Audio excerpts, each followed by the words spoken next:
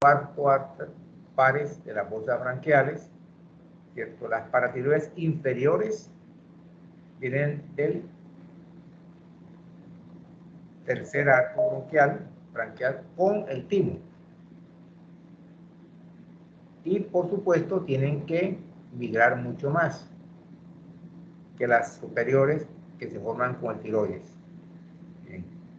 Estas se encuentran, las paratiroides, en la cara posterior, los lóbulos laterales del tiroides, usualmente en la unión de la vena de la arteria tiroidea superior, en el caso de la superior es con el nervio laríngeo recurrente. Bien. Usualmente tienen una posición anatómica, pero van variando, ahora hablaremos de eso, ¿cierto? Usualmente hay 4 glándulas, pero en aproximadamente de un 6 al 13% pueden encontrarse paratiroides adicionales. Lo que no es normal es encontrar menos de 4.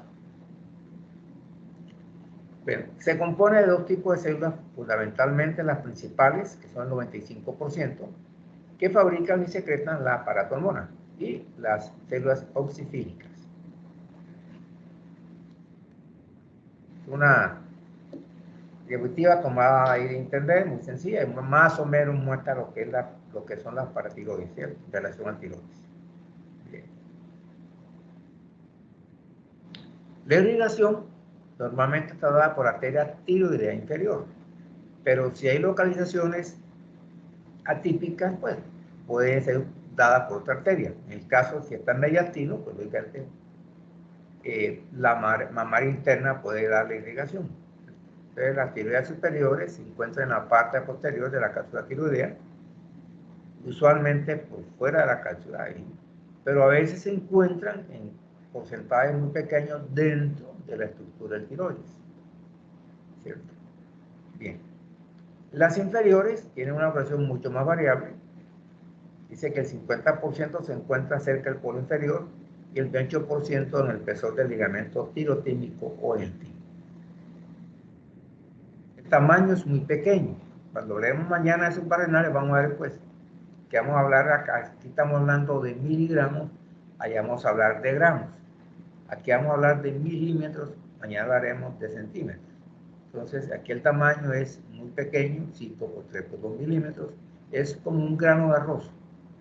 ¿No? Ese arroz acá en nosotros, ¿no? Costeño, pequeño, ¿cierto? Con un peso generalmente de 30 a 40 miligramos. Dice que algunos autores, donde encuentran glándulas de mayor peso, la pueden rotular como anormal. Ellas van aumentando de peso hasta tener los 30 a 40 años, ¿cierto? Y en un periodo límite. El color son oscuras y amarillas, dependiendo de la cantidad de grasa que tengan presente. Entre más grasa haya, van a ser más amarillas, ¿cierto? El tamaño varía ampliamente, ¿cierto? Aquí vamos a darle una diapositiva que tomé de Schwartz, de una edición muy anterior, ¿cierto? Formas ovaladas, alargadas y lobuladas. Ustedes sí ven, no tienen un patrón universal. Tomada la anatomía topográfica testín, ahí vemos una paratiroidea superior irrigada por arteria tiroidea superior. Entonces fíjense que no siempre es una regla universal que la arteria tiroidea inferior dé irrigación a ambas. Puede haber excepciones. Es un anatomista americano, en chino, que en el año 77 más o menos hizo un estudio muy amplio, más de 300 casos, y más o menos él va a mostrar el porcentaje de posiciones anómalas de las tiroideas superiores, ¿cierto? Más o menos ahí tienen una diapositiva, no vamos a detenernos en eso. Las inferiores son mucho más amplias. Acuérdense que como viajan más con el timo, lógicamente puede encontrarse casi un 50% a veces en posiciones que no están normales. Entonces ahí están los porcentajes más o menos, ¿cierto? Ahí dice, pongo ectópicas en 6 casos, un 2%. También ahora de de Schwartz, una de la 8ª edición, creo que la 11ª la tiene, donde vemos también pues muchas posiciones, ¿cierto? Entonces vamos a ver cuando estudiemos localización los métodos que tenemos para localizarlas. Entonces ahí están muchas posiciones, ¿cierto? Ya mi destino posterior bien complicado. Bueno, de historia siempre vale la pena recordar algunas cosas. El doctor, un veterinario, Richard Owen, bueno, en esa época como carrera no había tal, ¿cierto? Pero personas que estaban formadas, fue el curador del zoológico de Londres, y él pidió como condición aceptarse cargo de traer un rinoceronte de la India, blanco.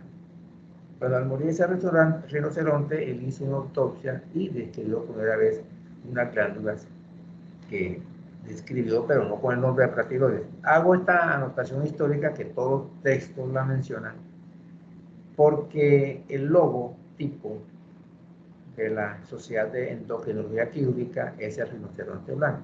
Es en honor al señor Richard Owen. Así, Richard Owen. Este médico, que en ese entonces era un estudiante, Victor Sandström, el Instituto Anatómico de Uppsala, Suecia, fue la primera persona que describió en el año 1877 estas glándulas y les puso el nombre de paratiroides.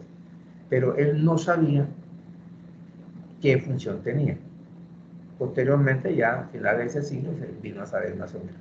En el año 1903 se reconoció la relación entre el hiperparatiroidismo con la enfermedad ósea osteitis fibrosa quística, que hoy día vemos en pocas ocasiones, pero las vemos.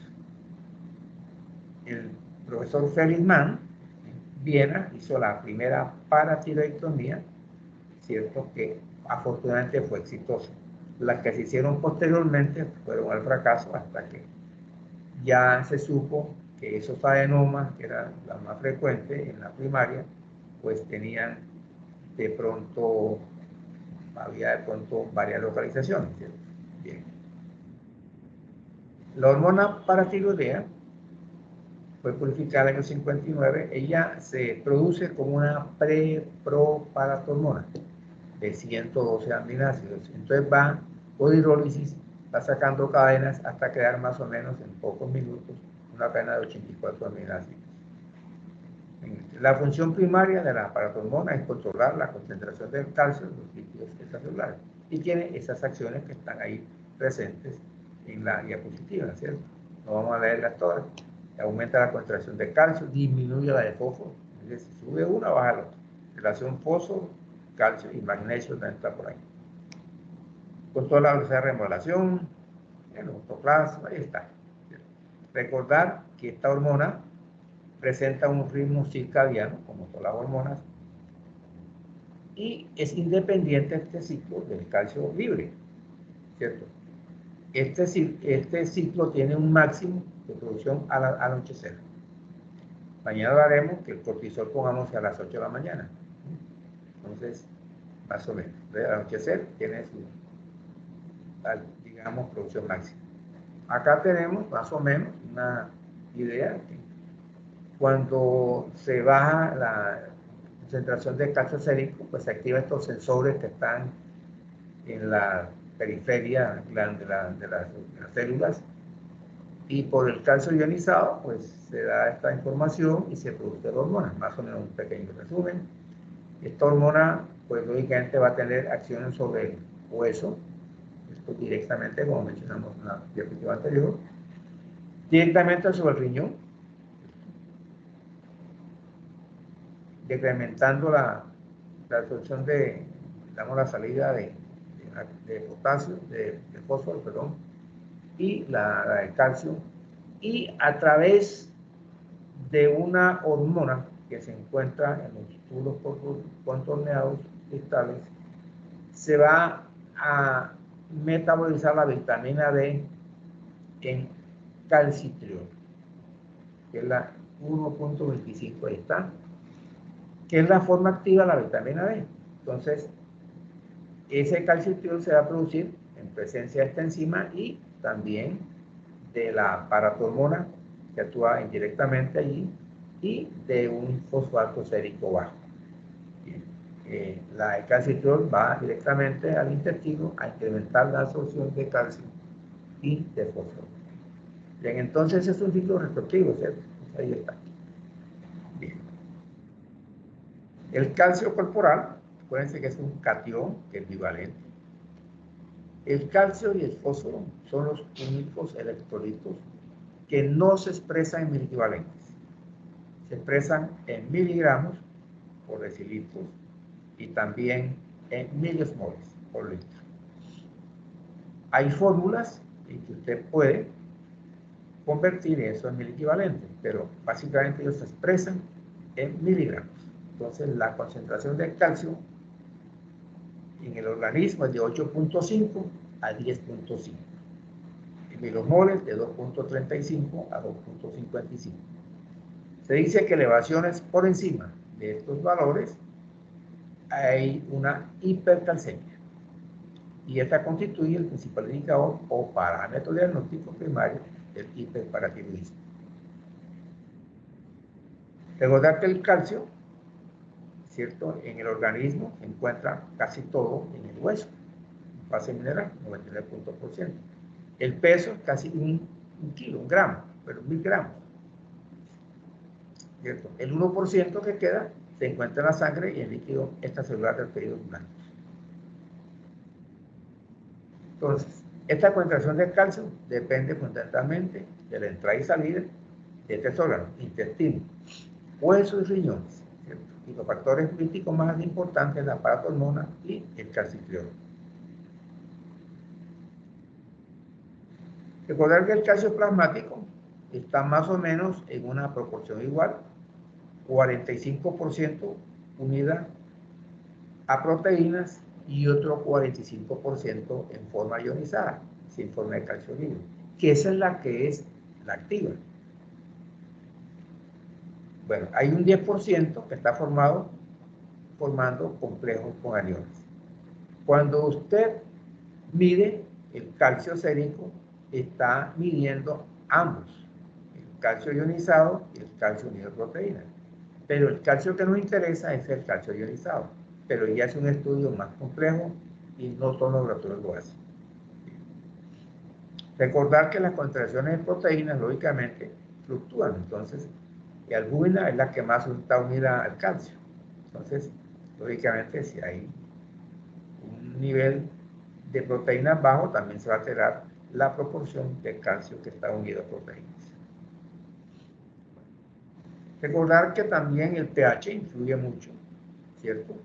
Cualquier modificación en el equilibrio del complejo calcio-albúmina está regulada también por el pH sérico. Entonces la acidosis disminuye y la alcalosis aumenta la unión de las proteínas con el calcio. Hay autores que dan una proporción mayor a la unión del calcio con proteínas. A ese da un 50%, disminuyen la del calcio líquido. Bueno, eso es relativo, pero en general podemos decir que están equilibradas. La parte epidemiológica, muy de moda hoy día en todas las actividades médicas, especialmente especializaciones. Podemos hablar que es más frecuente a partir de la quinta década de vida, que en esa época afecta 3 veces más a mujeres que en hombres. En la menopausia se va a aumentar la prevalencia, en un 2% más de la población adulta. La incidencia y sigue siendo más o menos estable en 25 casos por cada 100.000 personas, en general. Y en el año 95, Fletcher decía que el efecto es tan amplio que debe ser contemplado en un diagnóstico diferencial una cantidad de entidades clínicas. Entonces, vamos a ver esto. ¿Cómo se clasifica? Como primario, secundario, terciario, persistente y recurrente. Entonces, el primario puede ser esporádico, puede ser familiar endocrino, alteración del cromosoma 1, familiar endocrino con el NEM tipo 1 y el neonatal. Entonces, el primario simplemente hay un trastorno de control normal por retroalimentación que ejerce el calcio en sérico. Entonces, hay una elevación permanente en la producción de paratormona, que es realmente una paratiroidea realmente anormal. Bien. El secundario es el que se desarrolla por aumento de la secreción de hormona paratiroidea en respuesta a hipocalcemia crónica, ¿cierto? Usualmente en nuestro medio ya ha aumentado muchísimo a nefropatías o síndromes de mala absorción y deficiencia. Donde hay tantos pacientes con nefropatías hoy día, esta secundaria ha ido aumentando. Obviamente, podemos decir que de tanto haber una hipocalcemia crónica, la glándula se vuelve ya, pues, hiperproductora para hormonas. Entonces, hay hiperplasia en un 95%. A veces hay adenomas por ahí un 5%. Entonces, pero para hablar que sea secundario, el terciario, hay que hacer un trasplante exitoso renal, y si no se corrige el problema, ya es un hiperparoidismo terciario. Acuérdense que es considerado realmente como esa producción permanente, ¿cierto?, de la hipocalcemia. Bien. Y hay un hiperparoidismo no paratiroideo, que es porque se producen tumores, ¿cierto?, que dan una acción similar, como el carcinoma escamocelular de pulmón, el adenocarcinoma renal, e inclusive, no la mencioné ayer porque es un tumor muy raro, también en el aspecto de páncreas, se pueden ver también tumores que producen hormona paratiroidea, o parecido. Cuando hablamos que es persistente, que usted operó al paciente, ¿cierto?, y que en forma inmediata o en los primeros 6 meses después de la cirugía hay un hiperparatiroidismo. Causa, lógicamente, que usted no identificó un adenoma, que no hizo resección de trimegla, ahora hablaremos de eso, y hay algo de menos de 4 glándulas, porque de pronto el cirujano llegó y encontró menos de 4 glándulas. Es muy difícil que haya menos de 4 glándulas.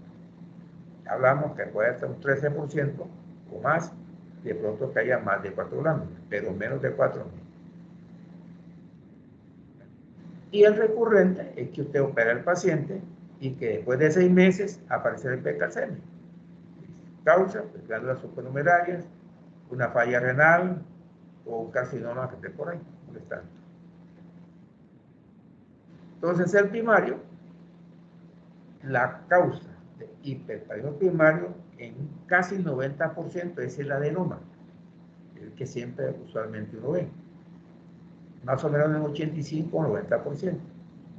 La hiperplasia puede también existir en un 15 al 10%. Y el carcinoma, afortunadamente, pues menos del 1%. Entonces ahí a la derecha tenemos los dibujitos donde vemos en la primera un adenoma, está en la parte inferior derecha, pues está grande, ¿cierto? La hiperplasia, las 4 glándulas están grandes. Y el carcinoma, pues crecimiento exagerado, está también. Y más hacia la diapositiva ya es de gammagrafía, pues no es fácil interpretarlas.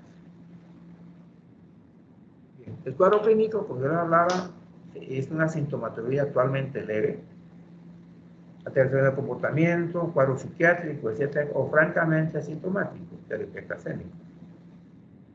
Entonces, este estudio yo lo he conservado cuando yo empecé a esta charla hacia el año 2000 más o menos, pues la coloqué y la he dejado porque realmente sigue siendo vigente. El año 77, 97, sobre 100 pacientes, se encontró que la debilidad muscular, pues síntoma muy vago, lógicamente un 70%, mialgia 54%, y fíjense que la enfermedad ósea solamente un 2%, lo que ya hace 100 años se veía. Pancreatitis solamente un 2%, el resto, pues síntomas muy específicos. Utilizando la literatura anglosajona, en los últimos años igualmente, la parte sintomática al 80%, sintomática al 20%, y ahí está lógicamente los síntomas que se han dado en su mayor porcentaje. Entonces tenemos en conclusión que una mujer de más de 50 años que entró en la menopausia son síntomas totalmente, pues, específicos, pero en específicos a la vez, cansancio fácil, una depresión, irritabilidad, cambio de humor y pérdida de memoria. Entonces son síntomas que puede usted encontrar en una mujer especialmente de más de 50 años. Acuérdense que ahí, después de la menopausia, se incrementa mucho este problema. Bueno, como síntoma asociado se puede enfrentar una hipertensión arterial leve y alguna afección metabólica, bajo concentración, hiperglicemia, hiperglicemia, intolerancia a la glucosa, etc. Pero en menos proporción.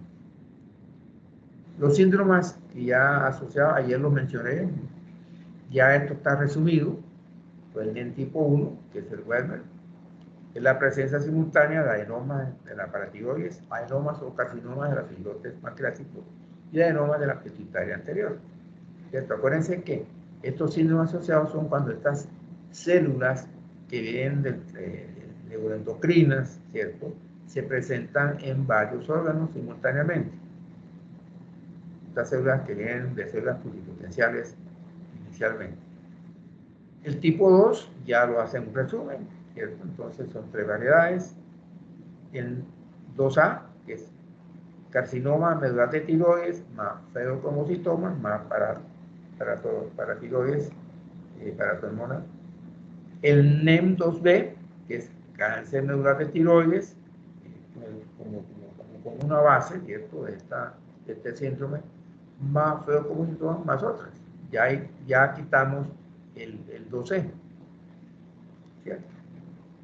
Y otra, que es la carcinoma de la tiroides, que entra solamente. Entonces, ¿cómo hacemos el diagnóstico? Primero, hacemos medición del calcio sérico, pero no una, en 3 determinaciones. Hoy, pasado mañana, ¿cierto? No una sola determinación, 3 determinaciones.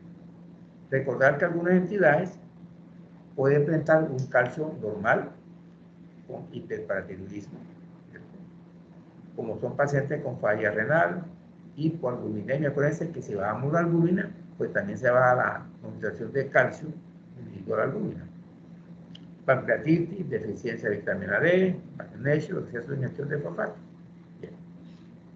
Segundo punto, que la hormona paratiroidea esté elevada. Ya tenemos 2 parámetros importantes. Tercer parámetro importante, que el fosfato sérico esté bajo. Porque si hay un fosfato sérico alto, hay que seguir indagando. Entonces, fosfato sérico bajo, calcio alto. Fosfato sérico alto, calcio bajo. Y esto también es un complemento que es una calciuria elevada, ¿cierto?, mayor, 200 miligramos 24 horas con dieta normal. También podemos hacer estudios de densitometría, ¿cierto?, para permitir detectar pequeñas alteraciones del orden de hasta el 10% de la densidad de hueso. Los estudios de localización que más se utilizan en el mundo es la gammagrafía con Cestamide T99 en doble fase y la ecografía de alta resolución. Son los 2 exámenes más importantes. Ya un TAC, las magnéticas, PET ya es relativo, pero lo más importante es la gammagrafía con Cestamide y la ecografía de alta resolución. Estudios invasivos, que lógicamente no se hacen, no deben hacerse, son las funciones con hormona fina y arteriografía, pero se muestran como una alternativa que puede ser presentada. La gammagrafía, ahí tienen imágenes de gammagrafía con Cestamide, lógicamente que eso requiere una especialización del radiólogo, ¿cierto?, para interpretar adecuadamente estas imágenes, ¿cierto?, pero más o menos les muestro cómo se ven. Bueno, se hizo una revisión de 20.225 pacientes en la Universidad de Columbia, Nueva York, y comparan el Cestamide con ultrasonido. Entonces, fíjense que el Cestamide, en cierta manera, es un poco mejor que el ultrasonido, a excepción del carcinoma, que pues no capta. Entonces, solamente un 33% de cambio en el ultrasonido, el 100% de posibilidad de diagnóstico, ¿cierto? Pero más o menos, en realidad, podemos decir que es algo análogo, pero en mayor sensibilidad con Cestamide, a excepción del carcinoma. El Cestamide, lógicamente, es muy útil para saber si la enfermedad es unilateral o multiglandular, o si es doble adenoma.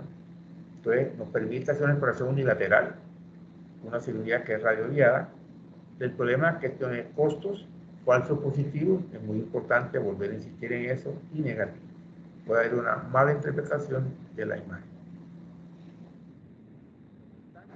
Se utiliza especialmente en la resonancia cuando hay casos de hiperparatiroidismo recurrente y persistente. Pero lógicamente acá lo piden también. Bueno, y otro examen que puede hacerse aquí también, en Colombia, pues ya en Bogotá también se hace de rutina, que es la paratormona intraoperatoria. Recordar que la paratormona tiene una vida media de 4 minutos aproximadamente. Usted opera al paciente, si es un adenoma, le saca el adenoma, pide la paratormona y ya tiene que estar normal. Es una sensibilidad importante y una especial 100%. Muchas ventajas. Facilita la exploración unilateral, previene la resección de glándulas normales, porque si usted encuentra un adenoma y se normalizó la paratormona, pues ya sabe que el problema está resuelto. Pero si sigue alta, pues tiene que seguir buscando en las otras hormonas, paratiroides, perdón, a ver si hay otro adenoma. Bien, disminuye el tiempo quirúrgico y lógicamente el procedimiento da mejor resultado. Desventaja los costos y la técnica que a veces no la hacen bien. El abordaje quirúrgico, la cervicotomía bilateral, es la que más se utilizó hace muchos años, todavía la utilizan. Hoy hacemos más que todo la exploración cervical unilateral, que pierde mucho cuello, lógicamente la hacemos así. También tenemos la paratiroidectomía mínimamente invasiva, ya sea radioguiada o endoscópica, que también la hacen bien, lógicamente. Y si hay que hacer exploración mediastínica, pues también se puede hacer por endoscopia, laparoscópica o abierta. Fíjense que cuando hay paratiroides inferiores que están en mediastino, hay que hacer exploración mediastínica. Y muchas veces hay que hacer, vamos a ver, una timectomía. Aquí está un adenoma en un abordaje unilateral. Ya se sacó la adenoma y ahí está la incisión, lógicamente, como está el campo operatorio en medio, pues es una incisión que es unilateral. Bien,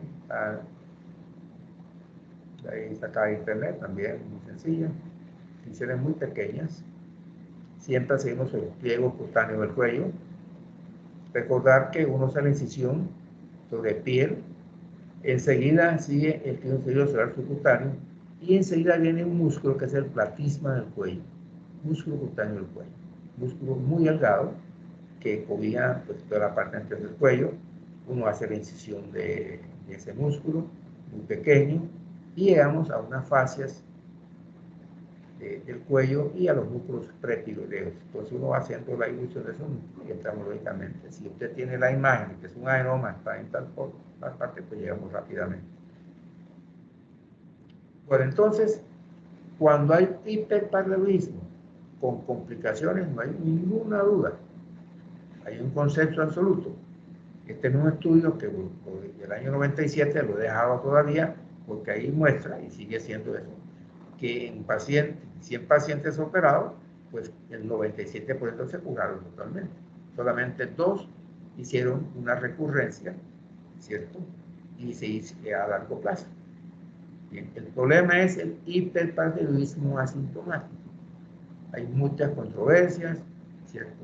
Y el Instituto Nacional de Salud de Estados Unidos siempre ha dictado unas pautas, estas son del 2014, que son como las últimas, ¿cierto? Entonces ellos dicen, listo, cuando te encuentra un caso sérico, ¿cierto? Mayor a 1 milímetro por litro, hablan de una tasa de filtración glomerular, habla de una disminución por gammagrafía de la densitometría mineral ósea, columna lumbar, cadena total, ¿cierto? Habla de una edad, paciente menor de 50 años, o que el paciente no desea la vigilancia médica a largo plazo. Entonces, es un parámetro que usted puede tener para operar un hiperparatiroidismo asintomático. Entonces, ¿qué hacemos en la cirugía? Cuando hacemos la exploración uniglandular, que es un adenoma, que es la mayoría de los casos quirúrgicos, hacemos una exploración unilateral, removemos el adenoma Puede pedir a paratormona intraoperatoria, que lógicamente se normaliza 10 a 15 minutos de toda la adenoma y se conservan las glándulas que están ahí, no hay ningún problema. Cuando hay una hiperplasia, acuérdense la figurita que están las 4 glándulas hiperplásicas, porque no se va a hacer una hiperplasia de una, la hiperplasia es en las 4. Entonces, no puedes a las 4, ¿okay? Pero tampoco puedes sacar las 4. Entonces, sacamos 3 glándulas y dejamos media de una, ¿cierto? Y a veces podemos dar un remanente de tejido en caso de autoinjerto en la musculatura del brazo, de 3 glándulas y media. Cuando es terciario, acuérdense que ya el terciario de tanto haber ese hipoparadilismo por fallas renales especialmente, se vuelve hiperplásico, igualmente, ¿no? Entonces, o terciario, que haya una hormona por ahí que esté incidiendo en la producción de paratormona. Entonces, hacemos lo mismo, sacamos 3 glándulas y media, hacemos biopsia por congelación, porque lógicamente puede haber un cáncer ahí. Medimos la paratormona intraoperatoria, si se puede, lógicamente. Puede haber autoinjerto o no, y hacemos una tiroidectomía cervical rutinaria. Si tenemos que hacer ya, bajar al timo y hacer la tiroidectomía. El carcinoma paratiroideo, afortunadamente, es muy escaso, poco frecuente, es una enfermedad lógicamente indolente, crecimiento lento, difícil diagnóstico preoperatorio, a menos que, como dice, a menos que sea avanzado, porque lógicamente es una masa grande e invade localmente. Entonces hay que hacer una lesión ya radical de cuello, en bloque, inyección ganglionar modificada, únicamente ahí están los cirujanos de cabeza y cuello que ya están muy especializados en eso. Aquí nosotros hacemos también, pero fíjate, yo gracias, pues nunca tuve la oportunidad porque es muy escaso. De pronto en centros de referencia importante a nivel nacional, pues se ve con alguna frecuencia. Bueno, entonces, ya dejamos lo que es hiperparatiroidismo. Entonces, el hipoparatiroidismo no es como el campo de la cirugía. De hecho, ustedes ven todos los libros de cirugía, pues la Savington, el Char, cualquier libro de cirugía, van a ver que lo que tiene como referencia al hipoparatiroidismo es muy pequeño, de pronto pues hay menos de media página. Esto más que todo en el campo de la medicina interna. Pero simplemente vamos a recordar unas cosas importantes. En forma primaria es muy raro, ¿cierto? Entonces son 3 formas. Me contaba un endocrinólogo que se mudó a Argentina que hay un hospital de referencia en Argentina. El síndrome de George, en toda la historia del hospital solamente hay un solo caso. Entonces, son casos muy raros. Los más frecuentes es especialmente el postquirúrgico, que se llevó a las paratiroides. Es una tiroidectomía total y se llevó a las paratiroides. Es lo más frecuente. También, cuando hay hiperfosfatemia aguda, parece que al subir el fósforo, baja el potasio, el calcio, perdón, que hay una hipomagnesemia, que hay una falla renal crónica, deficiencia de vitamina D. Acuérdense, la vitamina D va a incidir en la absorción a nivel del intestino. Pero la más común es la postquirúrgica, por eso. Ya, pues, las manifestaciones de la hipocalcemia que pueden ser agudas, ¿cierto? Irritabilidad, parestesias, calambres, etcétera, etcétera. Enfermedad del corazón, coraza cardíaca, puede haber angina, insuficiencia cardíaca, electrocardiograma, un PT prolongado y papilloedemas. Crónicas, que se ven, pacificación de glándulas basales, signos de enfermedades, listo. Y lógicamente el examen clínico mostramos todos signos que son comunes en este tipo de patologías. Es el signo de, ya vieron, medicina interna, de Shostak, ¿cierto? Y el de Trousseau. Esto por un mango de presión arterial, pues se contrae el cardio. Esto es simplemente una cosa rápida que solicitamos, ¿no? Pues más que todo los internistas, como le digo. Confirmar la hipocalcemia, corriendo el calcio con albúmina. Pacientes clínicamente enfermos, descartar enfermedad de ácido básico. Acuérdense que el pH ácido, el pH nos va a modificar mucho el mecanismo del calcio. Definir hipocalcemia a través de los niveles de paratormona. el magnesio sérico hay que evaluarlo y el fósforo y la creatinina. Recordar que el tratamiento va a ser en forma endovenosa del calcio, por vía oral. Y en casos de hipocalcemias agudas, que afortunadamente son muy escasas, digamos, en una cirugía usted se lleva las paratiroides, que se nos venga una hipocalcemia aguda, pues eso es tomado de la guía de manejo del Ministerio de Salud. Simplemente lo vamos a hacer con gluconato de calcio que viene en ampollas. Recuerden que los electrolitos vienen, recuerden que es pediatría primero. Vamos, el catrol es potasio, que viene solo, natrol, viene solo, 1 centímetro, 2 equivalentes, y también el calcio, en forma de gluconato de calcio. Entonces, podemos más o menos 1 gramos, ¿cierto? Lo disolvemos en 50 centímetros de dextrosa al 5% de agua destilada. ¿Qué es la dextrosa al 5% de agua destilada? Es simplemente 1 litro de agua destilada que se le ha agregado glucosa, 50 gramos. Entonces, no tiene ningún tipo de electrolito. Entonces, más o menos pasamos en 10-20 minutos, va a un punto lógicamente pendiente. Si hay que hacer un electrocardiograma, pues se hace. Y una vez que ha pasado esos 10 o 20 minutos, ya le vamos a diluir 5 ampollas en 500 centímetros o en 10 centímetros y vamos pasando un goteo hasta que se normalice la situación. Y ahí seguimos, lógicamente, con el calcio oral. Bueno, el postquirúrgico, cuando uno hace para tiroidectomía, especialmente se lleva unos 3 glándulas y media porque ya hay una hiperplasia, ¿cierto? Es conveniente la administración de calcio en el primer día postquirúrgico, ¿cierto? Muy importante. Y recordar que hasta por 3 semanas podemos dar 3 gramos de calcio diario más 1 microgramo de calcitriol, pues calcio y calcitriol. Bien, eso podemos hacerlo cuando hacemos resección de 3 glándulas y media. Como siempre, trato de ponerle casos. A veces estas clases se hacen interactivas en forma personal. Entonces, este es un paciente que yo siempre lo he venido poniendo como ejemplo. Viene a Tierra Alta. Paciente más o menos de unos 34 años. Viene aquí al hospital por fracturas. Una fractura de miembro inferior, no me acuerdo de derecho, izquierdo, ¿sí? Y se hace una placa de tórax, se hace una placa de la pierna y encontramos una osteitis fibrosa quística. Es un hueso, lamentablemente me botaron, me extraviaron la placa esa, y yo quería haberla tomado para haberla presentado acá. Pues no es un caso de hace 100 años, de aquí, de Tierra Alta. Entonces, ese paciente lo ve el internista en urgencia, porque acá en el hospital los internistas siguen siendo un manejo de la urgencia, en el caso de otras partes que son cirujanos. Entonces piensa en un cáncer, de pronto de riñón, cualquier cosa, y solicita la remisión a una clínica oncológica. Mientras la EPS, que es la titular del paciente, acuérdense que la EPS le hace la remisión, lógicamente, al centro.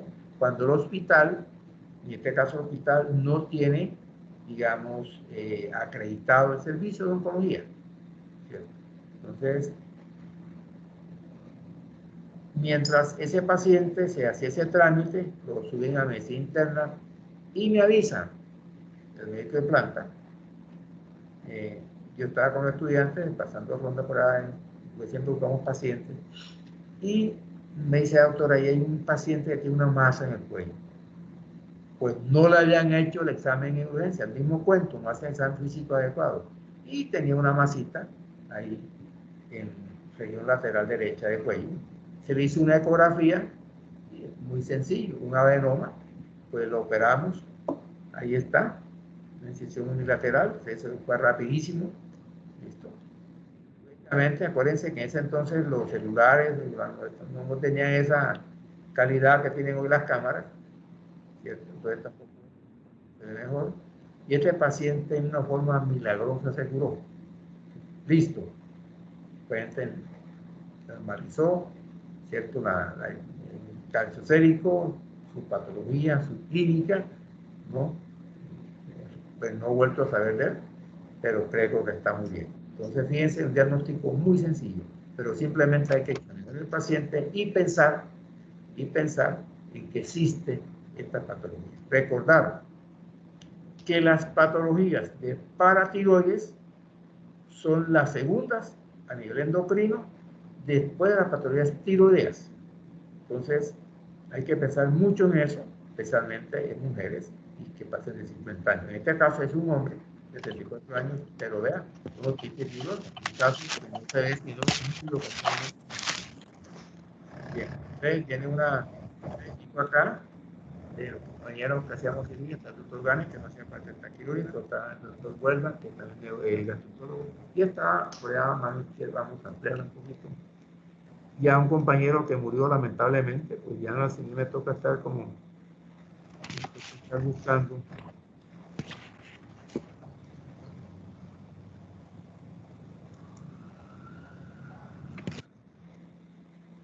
Encuentro acá a ver. Bueno, hay que buscar el enlace. Bueno, acá el doctor Gadofre ya está aquí, el doctor Balcázar acá a la izquierda, fue profesor de usted, después está en San Marcos ahora. El doctor Gadofre ya nos acompaña y estos cirujanos, pues ya, aquí estoy yo, pues ya no están en el hospital ninguno de ellos. Bien, entonces mañana finalizamos las clases, una clase muy importante, una glándula muy importante que es la suprarrenal, que también afortunadamente tuve experiencia en mi vida profesional, y mañana es una clase muy completa, una glándula que es extraordinaria. Entonces, mañana a las 5 de la tarde nos vemos. Que esté muy bien.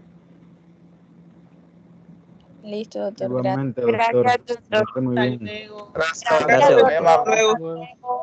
Hasta luego, doctor. Gracias, doctor. Gracias, doctor. Gracias. Gracias, doctor.